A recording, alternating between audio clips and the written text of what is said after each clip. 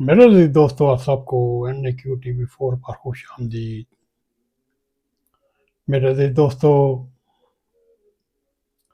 इस वक्त इस्लामाबाद में क्या हो रहा है, वो इस वक्त की अप टू डेट आपके सामने रखते हैं। अगर आपने NAQ TV4 को सब्सक्राइब नहीं किया, आपसे रिक्वेस्ट करते हैं NAQ TV4 को सब्सक्राइब करें। आपको ताज़ा मुल्की और गैर मुल्की, ख़ास तौर पर जर्मनी की भी खबरें मिलती रहेंगी और प्रोग्राम मिलते रहेंगे। मेरे अज़ीज़ दोस्तों, इतवार की दोपहर को पेशावर से रवाना होने वाला पाकिस्तान तहरीक इंसाफ का काफ़िला अपनी मंजिल मकसूद इस्लामाबाद के डी चौक तक पहुँच चुका है। नहायत ही कठिन, दुश्वार रुकावटें अबूर करते हुए बिलाखिर आज डी चौक इस्लामाबाद, अलीमीन गंडापुर और हज़रत पीर साहबा की ज़ेर क़यादत यह निकलने वाला एक एहतजाजी जुलूस, ये मसल्ला भी कह सकते हैं, और पठानों को गैरत दिलाते हुए भी इस प्रोटेस्ट को कामयाब बनाने की भरपूर कोशिश की गई। मेरे अज़ीज़ दोस्तों, आइए अब तक जो कुछ हो चुका वो आपके सामने रखते हैं। इस वक्त तहरीक इंसाफ के कारकुन तमाम रुकावटों को अबूर करते हुए इस्लामाबाद डी चौक पहुँच चुके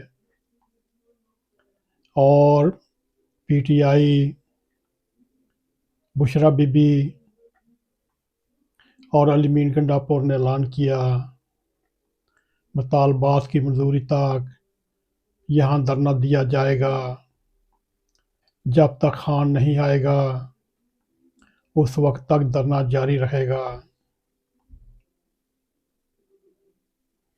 मेरे अज़ीज़ दोस्तों, PTI के इस एहतजाज के दरमियान सहाफ़ियों पर तशद्दुद भी किया गया।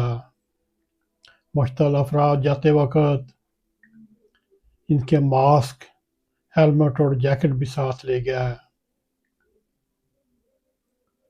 मुकामी और बैनुल अक़वामी मीडिया से तल्लुक़ रखने वाले सहाफ़ियों का कहना है, मुश्तल अफराद ने न सिर्फ उन्हें धक्के दिए, इमारतों और साज़ो सामान को भी नुकसान पहुँचाया। यूँ BBC के एक अटेंडेंट ने और सहाफ़ी ऐनी शिराज़ी ने बताया कि उन्हें डी चौक में पाकिस्तान तहरीक इंसाफ के कारकुनों की तरफ से धक्के दिए गए और धमकियों का सामना करना पड़ा। मेरे अज़ीज़ दोस्तों, ये तो एक आम बात है।